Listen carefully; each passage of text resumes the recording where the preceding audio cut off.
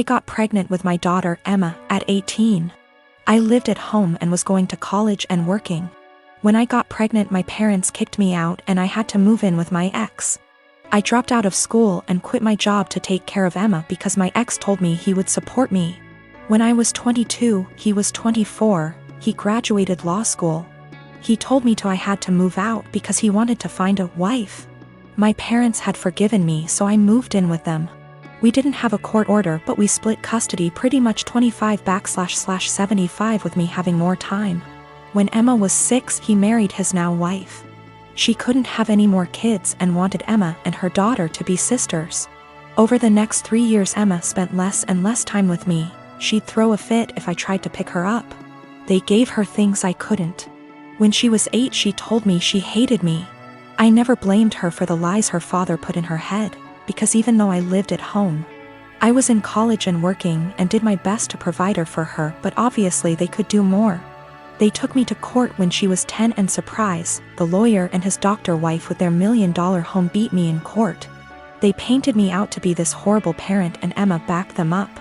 They got primary custody and I got visitation. But Emma refused to see me. I gave her money and gifts. But she didn't want me in her life. When I was 30, I met my husband. He is the most amazing man I have ever met. He's seen me struggle with this and been very supportive. He has a daughter Emma's age and a son who is 5 years younger. They lost their mom and were very welcoming and loving. They treated me like their mom. Emma made zero efforts to get to know my husband and stepkids. Emma and stepdaughter just graduated high school this past May. And my parents also recently passed and gave me their estate since I am an only child. I have decided to pay for my stepdaughter's entire college tuition and buy her a car, pay for an apartment. Emma contacted me a week ago and told me she missed me and wanted to see me. This shocked me, seeing as we haven't talked in a year. We met up and she told me she heard my parents died and asked if she could have some money to pay for college. I was shocked and said, "Well, what about your dad and his wife?" She said, "My mom and dad want me to pay for this on my own to teach me responsibility, and I believe I am entitled to money. Seeing as you ruined my life," I was very hurt and told her, after years of ignoring me and telling me I am not your mother, you demand money from me. I am not your wallet. My husband is telling me what I did was right, but my ex is telling me I'm a piece of shit and I owe this to her. My stepdaughter feels bad and offered her college money because my daughter and her friends have been harassing her. I said, "Absolutely not, that is your money." My newborn's pediatrician is always so crowded in terms of size of waiting room versus number of people waiting. It requires a certain amount of etiquette controlling your kid, because there are no toys, no play area, no real space for shenanigans. Enter lady with 4 kids, a newborn, 2 toddlers, and a kindergarten-aged kid, little girl in question here. She really should have brought an iPad or a second adult or something, because her kids were literally running around this space, yelling and screeching.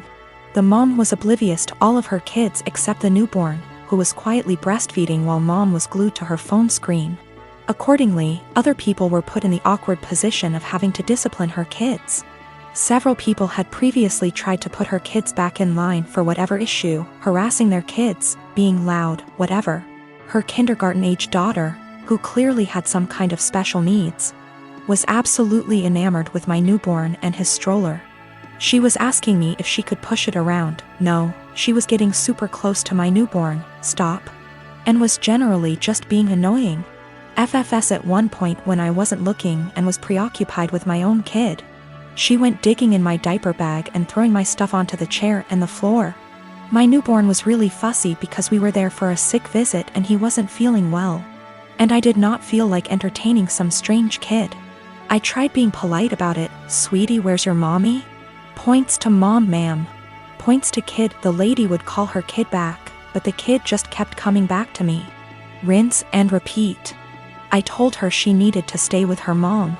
Little punk says I don't wanna and keeps trying to touch my son, my stroller, our stuff. Finally, I'm trying to fix a bottle of formula while holding a screaming baby and listening to this little girl like a broken record.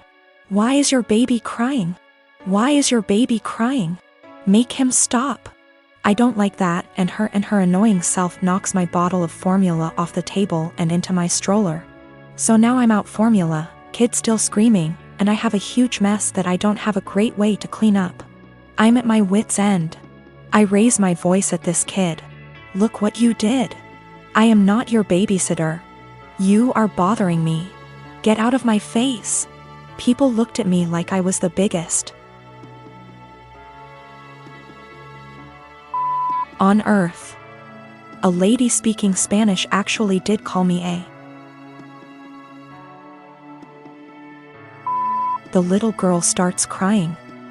I'm not apologizing. The mom confronts me. I tell her she should have been watching her kid, and that's the hill I'm prepared to die on. My husband, Asian, and I, American, welcomed our firstborn 4 weeks ago.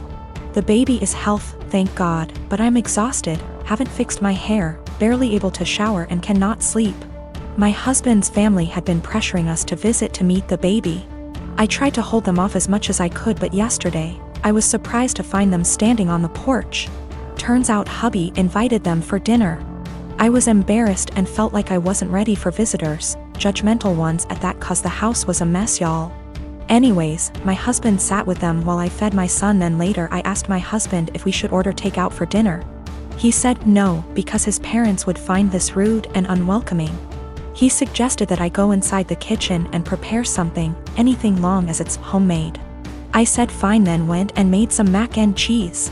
The reason I prepared this meal is because of how easy it is.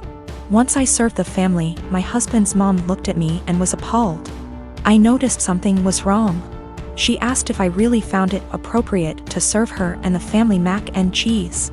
I asked why not, and she went on a rant about how disrespectful this was and that I clearly have no experience in what is right and wrong when it comes to hosting. I said, excuse me? Who said I signed up to host an expected visit from them? And she took it as in I didn't want them there. Her husband said they were just there to finally see the baby that I kept them from seeing for an entire month. That's a whole month of his life they missed out on. We had an argument and they decided to go home. My husband said that deciding to serve his family mac and cheese was more offensive than serving them nothing at all. I told him I was too exhausted to cook their traditional feasts, that I was forced to learn from his mom. He took offense and said that I was being mean and disrespectful towards not only his family but his culture. I went inside the bedroom to stay with my son. My husband stayed on the phone with his family for an hour, then kept giving me the cold shoulder, and refused to eat what I cook in support of his family. I understand how some guests might find it offensive, especially his family, but I was just trying to make a quick homemade meal like my husband wanted. I have been with my fiancé for 2 years. We are both 37 years old, we're getting married soon. I've only met her family a couple of times. My daughter, Judy, 16 years old, has never met them till very recently, where they hosted dinner to celebrate 4th of July, and that's when they met her for the first time. Judy has a visible burn scar on her forehead. It was due to an accident she was in when she was 9. She used to be incredibly insecure about it, to the point where I was forced to homeschool her, and it was hard trying to deal with and navigate through this rough time. Now she's doing a lot better, though some comments can really cause her to become stressed out and anxious. My fiancé knows all that and respects it. Before we went to her parents' house, I asked her to tell them about Judy and her struggle, and get to try and not say anything negative about it or possibly mention it. She said she would guarantee no one will say anything. We got to the event and they talked to Judy, and she slowly warmed up to them. Everything was going well till I was dinner time. My FMIL looked at Judy while she was eating and pointed at her scar, basically asking questions about it, which made Judy lose her appetite and start to get uncomfortable. I kept sending my fiancé and her mom signs to knock it off, but to no avail. Finally, FMIL then brought up the wedding and asked my fiancé if it'd be possible to Photoshop the scar out of any wedding photos that will have Judy in them, just in case they distract viewers.